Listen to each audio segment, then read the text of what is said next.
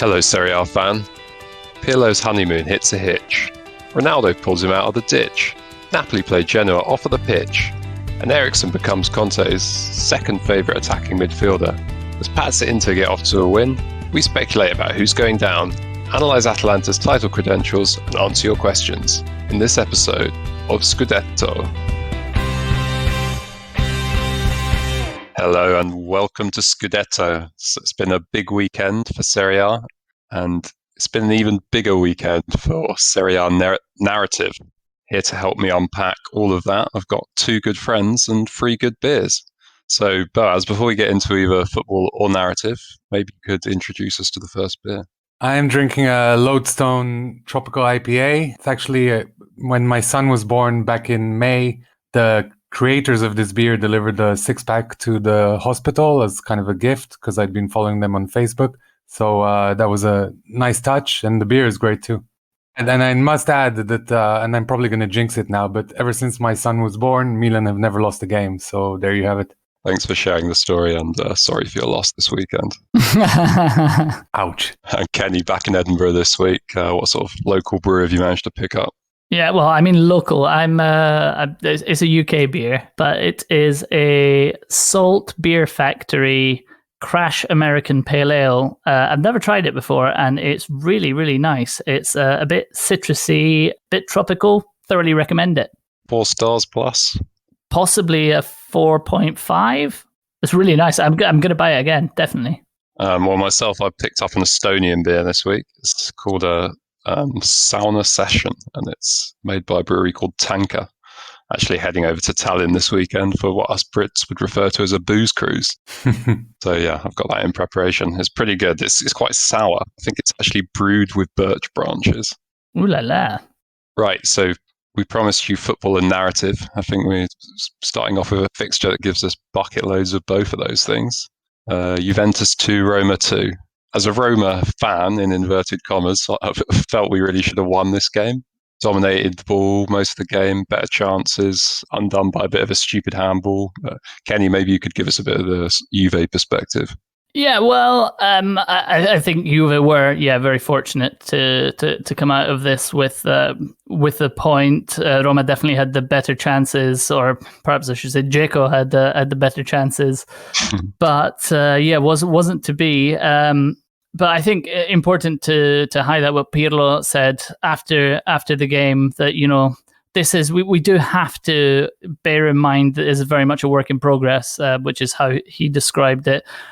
This is a team that's got quite a few new players in it, new manager. They're adapting to a new system. They haven't had a preseason. This is the second competitive game that they've played together, and I think that's fair enough, really.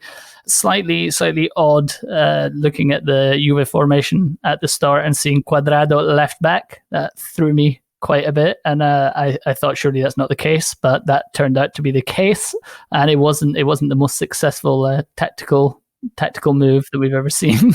Do you think that's more question of sort of sending a message than just like tactical naivety on Pirlo's part? I think there is an element of sending a message that he wants another left back, doesn't he? Alexandro's out at the moment, and he started with Frabotta last week, who I think not just myself, I think a lot of people thought did very, very well. And this week he decided to start with Cuadrado at left back, and he really didn't look very comfortable there at all. Yeah, okay, fair enough. I mean, if we were going to be hypercritical of him, maybe the substitutes that Pirlo made were slightly suspect. I know you said that the talking point here is the benches, Bars. What do you mean by that? So I think actually his starting lineup was a bit suspect in the sense that partly his fault, where by playing above Rabiot and McKinney, you kind of lack a creative midfielder. And whereas Ramsey last week provided an incredible performance, this week he was quite anonymous. Likewise, his insistence or his decision to play Morata up front when the guy has been in Turin for a couple of days was suspect at best. Morata was hardly seen except for a half chance that Ronaldo ended up with a kind of a bicycle kick from it. But other than that, I thought not only did he play probably the wrong personnel, but he also played them out of position. And when I'm talking about the bench, I think the difference between these mega teams and the slightly smaller teams in Serie A is that a team like Juventus can flex its muscle and throw on King Arthur or Bentancur, and that will flip the game. Likewise, you have to say that Ronaldo, as usual, has been essential. His goal, he won the penalty, and also his header was kind of another timeless Ronaldo header. Yeah, it was ludicrous the way he managed to stay up there. Another gravity-defying moment. And I'd like to touch on Roma a little bit because I was just going to say on the Roma side, I thought Kumbula had a pretty good debut, and actually they dominated the midfield even after the substitutes. So I really think that Roma had the chances, as we said, with Dzeko, but also they generally, the way the game started to build with Rabiot's sending off, they really were in the ascendancy. And only a player like Ronaldo really made the difference when Juventus seemed to be struggling a little bit. Well, I mean, I wanted to touch, I know we just said let's speak about Roma. So I'm sorry, I'm going to speak about Rabiot. I just wanted to touch on the Rabiot sending off. I mean, I said to both of you guys before we started recording, absolutely accept that the penalty kick was a penalty. I absolutely accept that his second yellow was very clearly a yellow, and it was probably also a build-up of, potentially bookable offences that led to that. But I just can't get my head around how it seems to be the case that at least 50% of the time when a penalty is given, the automatic reaction of the referee is also to give a yellow card. And I think it was a bit harsh to give a yellow card for that, and the shot wasn't on target. And I mean, penalty surely is punishment enough. If we're talking about, last man fouls being given yellow cards, if there's a penalty, then surely a situation like that is not worthy of a booking. So some question marks there, I think. Yes, particularly when you consider that the penalty on the other side was a yellow card was not given for that one. Yeah, I do think the Rabiot one was a bit more egregious, though he did have his hand up. I mean, who was it? Pellegrini? His hand was down by his side. Ironically, the referee had not sent a player off for the last 6 years, so Rabiot really, really pushed his boundaries. Yeah, I think with the Juve penalty, also, I mean, yes, it was perhaps more dubious, as in there weren't hands flying in the air. But I mean, how long have we seen defenders approaching situations like that with their hands tucked behind their back? So maybe a little bit harsher than the penalty that Roma were awarded. But I don't know. For me, I think it still is a penalty on balance. And the final touch about this game is that Diawara came on. And this time he was hopefully on the right team sheet for Roma. Yeah, we'll find out in the coming days. Anyway, we've spoken about this game for probably far too long. So we move on to the second featured game. Inter 4, Fiorentina 3. Home team really living up to the name Pazza Inter here. Anyone that knows even less about Serie A than me, that's crazy Inter. So 5 goals in the second half, an own goal, another man of the match performance from 37-year-old Franck Ribéry. Obviously, Inter did get the win, but Kenny, question for you first. Do you want to revise your prediction that they're going to win the Scudetto this season? I'm going to give them a pass purely on the basis that it was a makeshift defense. But yeah, it was a bit of a ludicrous game. And the first goal in particular, I don't know what Inter's defense was playing at there. I don't know what Kolarov was doing, just stopping when he had actually 2 men to pick up. But certainly if we see a lot more of that, then I think, this was something that we saw quite a lot towards the end of last season, these crazy games that Inter were involved in, last minute winners or last minute, defeats. If that continues to be a factor of their game with the way the teams around them have strengthened, I think you have to start asking question marks even about the Champions League, let alone the title. Yeah, I mean, if you're a Milan fan, if you're an Atalanta fan, if you're a Napoli fan, I think you're looking at Juve and you're looking at Inter and you're thinking, maybe we've got a chance this season. And the Inter performance was really hot and cold. You had players like Lautaro scoring a fantastic goal. Then you have someone like Eriksson, who you guys know especially how much he can do when he's on his day. but he's kind of a mysterious object in the middle of the field for Inter. Likewise, Brozovic, Perisic, kind of anonymous throughout the game, but Inter's best bench, again, like in the Juve narrative, Inter's better bench made the difference. First of all, Alexis Sanchez was thrown on and had a big part in 2 of the goals, including providing the assist. But then you have guys like Nainggolan and Vidal squaring up like a couple of bouncers. And I'm sure that if you're a young Fiorentina side, you're going to look to the side and go, damn, these guys are throwing on the big guns. So I think Conte probably got his tactics wrong, but his squad came to the rescue. Yeah, maybe we should talk about the defence as well, because he left Skriniar on the bench. Looks to be a bit of a mistake.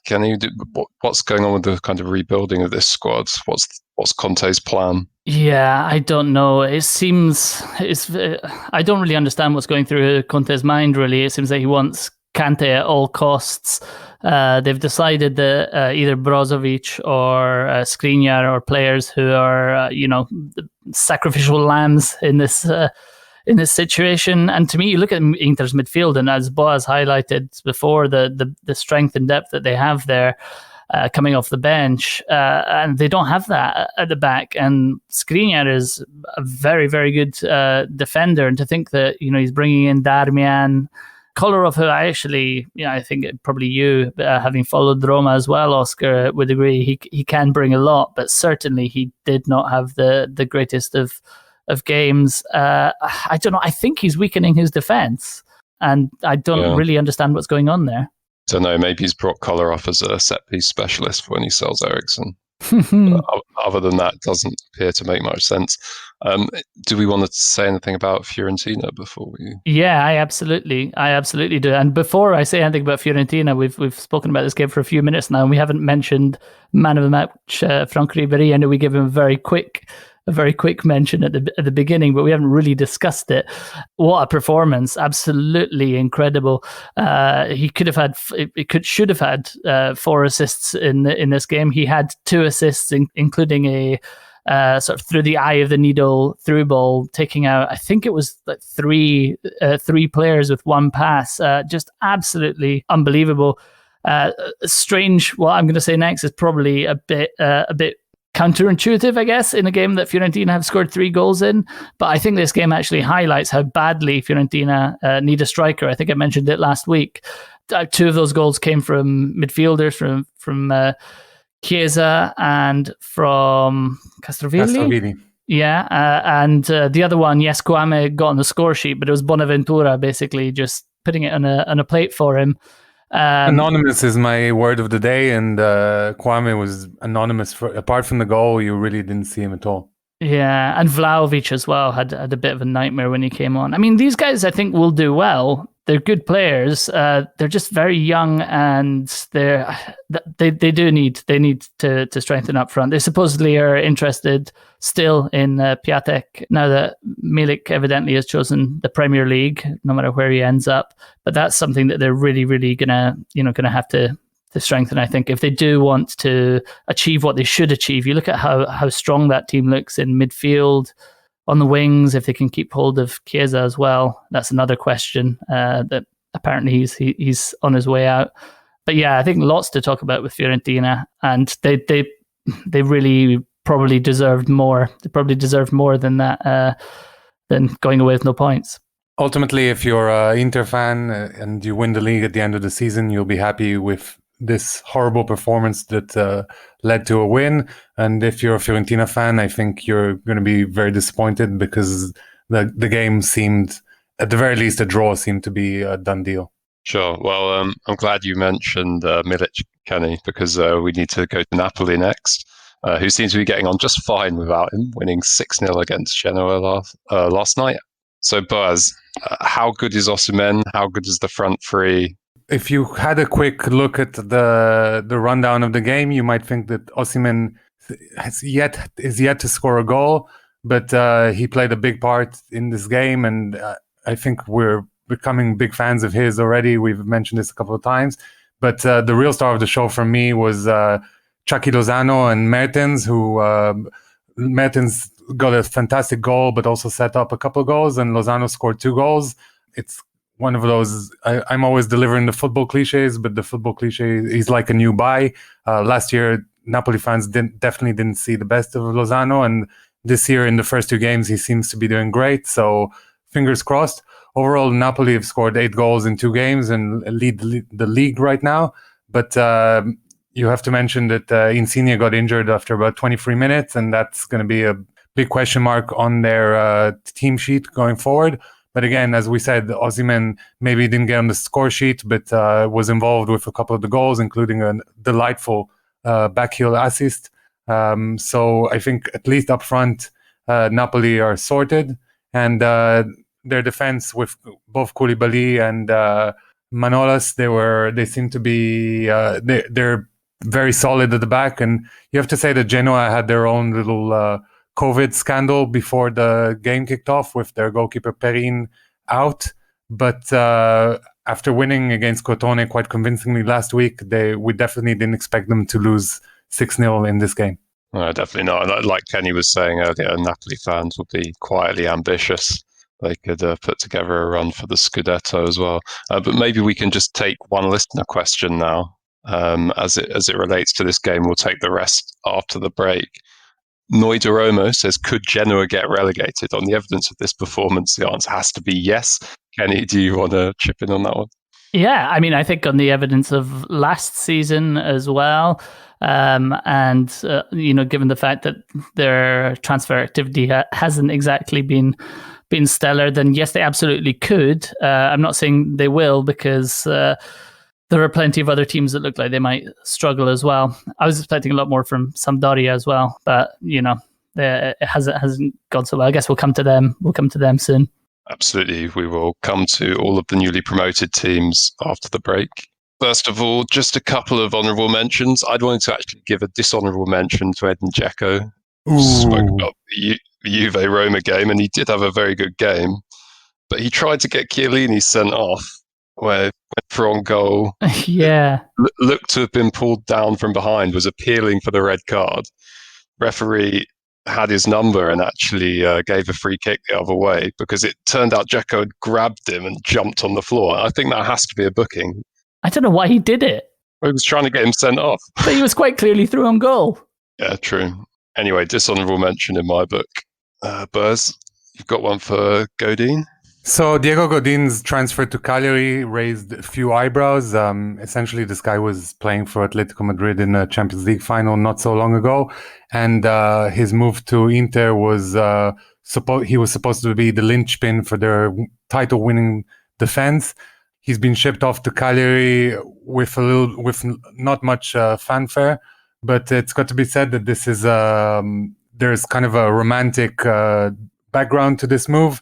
His wife was born in Cagliari. His father-in-law essentially played for Cagliari for 5 years, and so they're very linked to the area. And for him, the Scudetto correspondent in Montevideo told us that Oscar Washington Tabarez is very keen on his players to be playing first-team football, and so this move makes sense for everyone, especially for Godin's family, and we wish him all the best over there.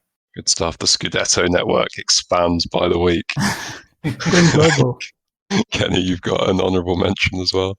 I've got one for Rocco Commisso, Fiorentina's owner, who basically has been in the papers quite a bit this week, speaking about plans for a new stadium in Florence, either a new stadium or very, very heavy redevelopment of the Artemio Franchi. Basically, pretty much threatening that if he's not allowed to redevelop the stadium without interference at speed and at reasonable cost, then he's not sure what's going to happen. And I particularly enjoyed his comment, which was, I think, on the day we recorded the last pod, when he first sort of started piping up about this most recently. And he said, basically, Artemio Franchi is not the Colosseum. Let's keep things in perspective.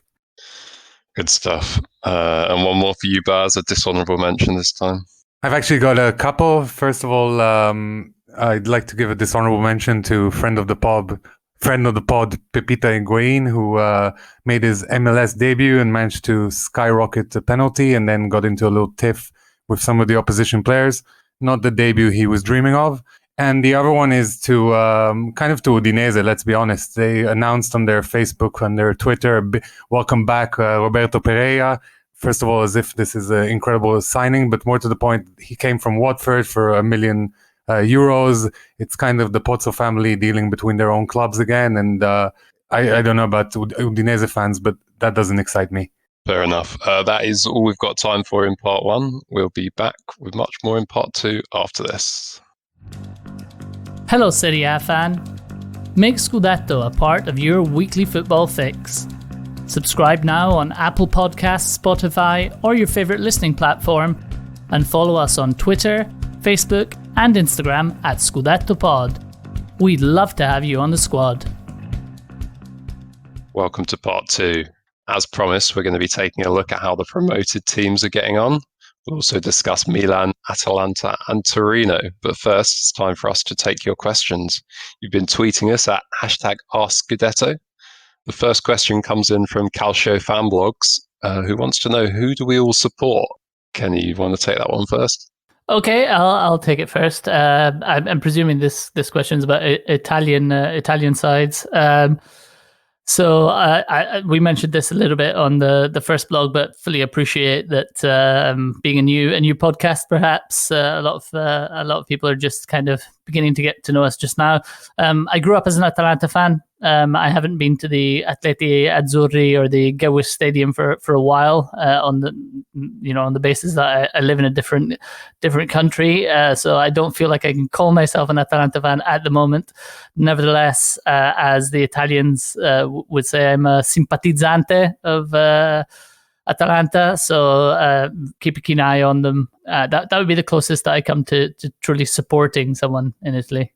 As I don't think anyone will have listened to this podcast without realising that you're a Milan fan. But why are you a Milan fan? My dad forced it upon us, but I was a season ticket holder for several years, and when I was living in London, I used to fly back every couple of weeks on Ryanair or EasyJet. I've seen some good times and I've seen some bad times. I mentioned earlier that I'm a plastic Roma fan, like Ronald McDonald, as Kenny likes to say. But yeah, it's also because of my dad. He brought me back a Batistuta shirt, which I used to wear as a kid. I guess it was around 2000 or whenever it was that he initially signed. Anyway, on to the next question. This one comes from Ricky Martin. And this one's for you, Buzz. What is your favourite asymmetrical starting 11 in Serie A history? Well, it's funny you just mentioned that Batistuta side with Roma, because I was going to say Capello's Roma side, simply because you had Vincent Candela on the left side and Cafu on the right side, and if that's not asymmetry in terms of talent, then I don't know what is. Also, the midfield and the front three kind of all moved all over the place. A lot of fantastic movement, and I think that's one of the classic sides of the last 50 years or so. There you go, Ricky. And the last question comes in from Viola Club Israel, who wants to know, will we see a recently promoted side stay in the league? And if so, who? Well, Viola Club Israel is in luck because our whole next section is dedicated to this topic. I said earlier we'd be looking at how the promoted teams are getting on. Unfortunately, the answer this weekend is not very well. Spezia went down 4-1 to Sassuolo. Crotone went down 2-0 to Milan, both teams playing at home. Benevento, on the other hand, came back to beat Sampdoria 3-2 away. So, Kenny, is your answer Benevento by any chance? Yeah, I think in fairness, we had said when we did our deep dive into the promoted sides, it was pretty unanimous that we thought Benevento probably stood the best chance of staying up.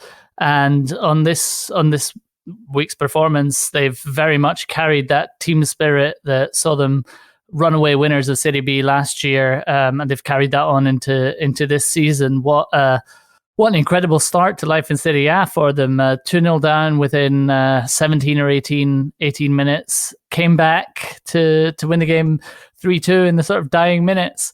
It was, really, really quite special. Incredible comeback. And I also have to say, shout out to Caldirola, who made his debut in Serie A at the age of 29 and got 2 goals. So, that's quite something. Not bad for a defensive midfielder. And the boss was happy with the performance as well, wasn't he? I understand it was good value in the post-match interview. Oh, yeah. I mean, again, I said this when we did our deep dive, but really, really pleased to see Inzaghi back in Serie A. He's a man who's just pure emotion, basically. When that winning goal went in, it was rolling back the years, really, just running around like a lunatic on the sidelines. And yeah, he carried that emotion on into the post-match press conference, where he said he phoned his dad because him and Simone had both won on the same day. He just wanted to say hi, really, but his dad was too choked up to speak to him, which I thought was that was quite nice. That's a sweet touch. Yeah, on both sides, the joy, but also just the sort of family bonds. And actually the family bonds carries on with Benevento, because Roberto Insigne has been in the press, and I think it was today or possibly yesterday, saying that he had gotten the phone to his brother Lorenzo at Napoli, who Boaz mentioned in part 1 was injured in that game. And apparently Lorenzo said to him, "Don't worry, I'll be fit for the game against you on Sunday." And he said his response was something along the lines of, "Are you sure? Do you really have to be?" So I quite enjoyed that. Lovely stuff. And they, of course, face Inter Milan in the rearranged match day 1 on Wednesday. Inzaghi had some interesting comments about that one as well, didn't he, Kenny? Yeah, I just like the way he casually referred to it as a friendly. They were asking him to dissect the game, and he was like, "Yeah, this is what we're going to do. We're about the greater strength of the collective. We don't have all of these superstars that other players have, and this game went really well for us. And we've got the friendly match against Inter on Wednesday, and we hope to do well in that one too." This about a Serie A game. Indeed. So we're going to focus a little bit more on Crotone when we speak about Milan in the next part. But first, Spezia. Do we have a bit more hope for them, Buzz? To be honest, no. They finally made their Serie A debut, and we discussed it at length that they were playing away from home. I mean, there was a home game, but they were playing all the way in Cesena, and the game just didn't go to their liking. It was far too easy for Sassuolo. They were strolling around. Caputo had 3 goals disallowed for millimetrical VAR decisions, and he eventually got his goal himself. But you have to say Juric for Sassuolo really run the show.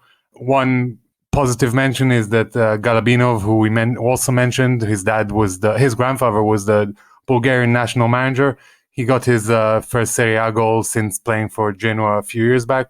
That's he's 1/3 of the way there to his total Serie A tally, so that's good. And you have to we mentioned Zoet, who was a keeper they purchased from PSV, who gave away a penalty and generally didn't really shine. So a lot of work for Vincenzo Italiano and Spezia if they're going to make more than 15 points this season. Thanks for that. And all right, I'll let you speak about Milan. So this is my regular weekly Milan corner, but there's not too much to say because Milan were playing Crotone, who were newly promoted and shipped 4 goals against Genoa last week. Either way of mention is that Tonali made his debut, and he's the first player to start the game for Milan who was born after the year 2000. Other than that, Franck the Tank Kessié was imperious in midfield. Last week I said he was Desailly-esque, but this week he took that game even to the next level. I think on his day, there's not many midfielders in Serie A like him. Milan have a slight injury crisis, or better, a slight striker crisis. After we recorded last week, we'd found out that Zlatan has COVID, or rather, COVID has Zlatan, as Zlatan likes to put it. Since then, Rebic, it's not clear, but he seems to have dislocated his elbow. There's no bone breakage, but still he'll be out for a few weeks. Which leaves Milan a little bit bare up front. Having said that, they got the job done against Crotone, who, to be fair, are not really a Serie A side right now. Last week against Genoa, they were overambitious going forward, and they were punished. And this week, they seem to kind of retreat a little bit, but that meant that their strikers didn't really get much of the ball, and with the exception of their purchase from Ajax in central defense, they really looked out of sorts. So a lot of work to be done for Crotone. Absolutely, and enjoyed the jokes about Zlatan, and I saw Zlatan joking himself that Covid is dared to challenge him. But in seriousness, we do wish him well. I mean, I'm not sure who else we're going to talk about every week if he's out for too long. Yeah. But that's enough about Milan. Let's move on to Atalanta Torino.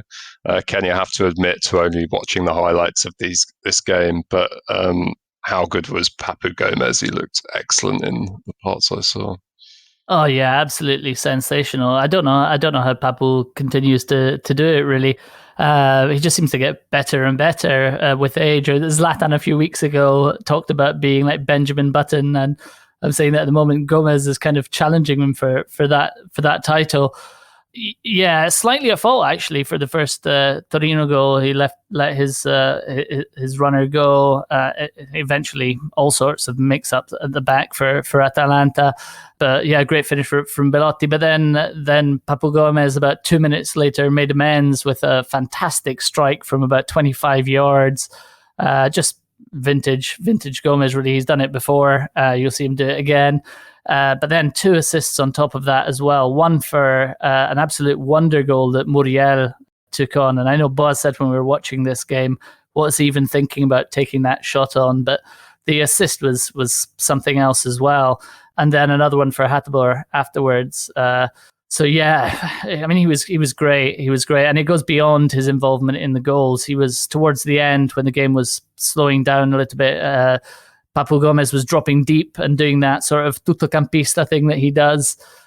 He's fantastic. He keeps on getting better and running out of superlatives for him. This was his 100th senior goal. I was reading today, and it came in his 200th appearance for Atalanta. So some nice. We talked about asymmetry before. Some nice symmetry there, I think.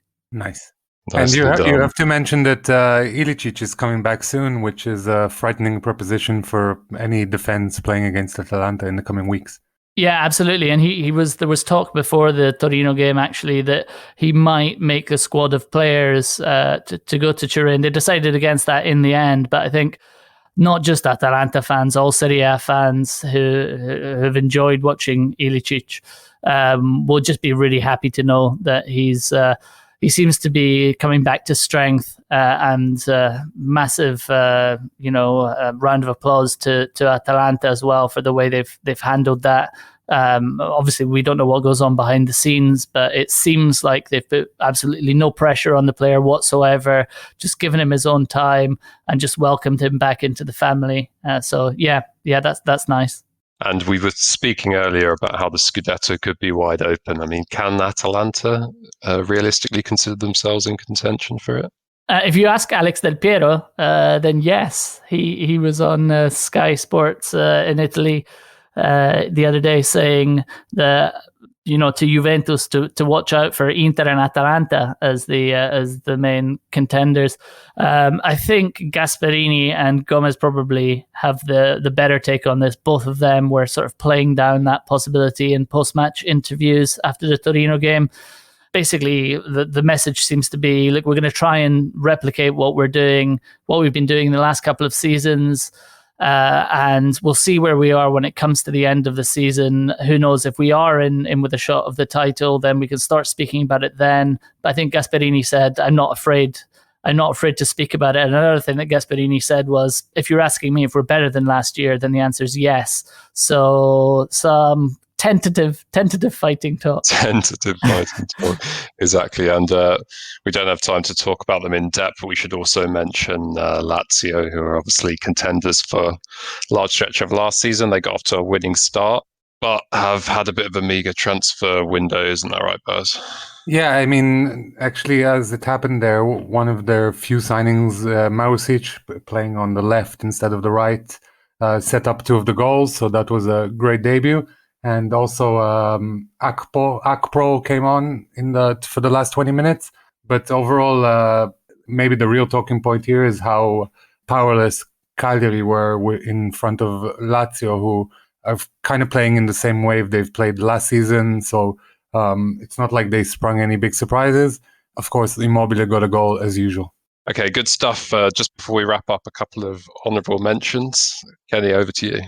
Yeah, my honourable mention for this part, it should probably be tempered with a dishonourable mention for Sampdoria for throwing away a two-goal lead in the way they did. But honourable mention to them for their Candreva announcement, which was something else. I think Serie A's PR teams or social media teams are outdoing themselves with the player announcements at the moment. But for those who haven't seen it, go and check out the announcement. It's set in a restaurant with someone dishing out recommendations to Quagliarella, who's sitting there going, I'll try that. Hey, that's not bad. That's not a bad start. And he goes from dish to dish. And then at the end, Candreva comes on the camera and kind of goes, don't worry about it. I'll think about serving you. And gives a little cheeky wink to the camera. It's so nearly so cringe, but it just falls on the right side of that line. And I thought it was absolutely genius.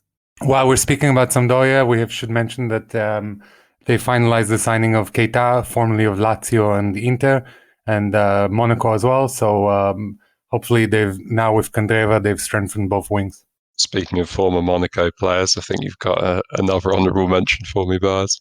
So this is a small Serie B corner, but first of all, we have to mention that none other than Kevin Prince Boateng has rocked up to Monza. Berlusconi's experiment there continues, and I think they've signed like 10 players. They spent quite a lot of money, and they're probably favorites to win the Serie B this year.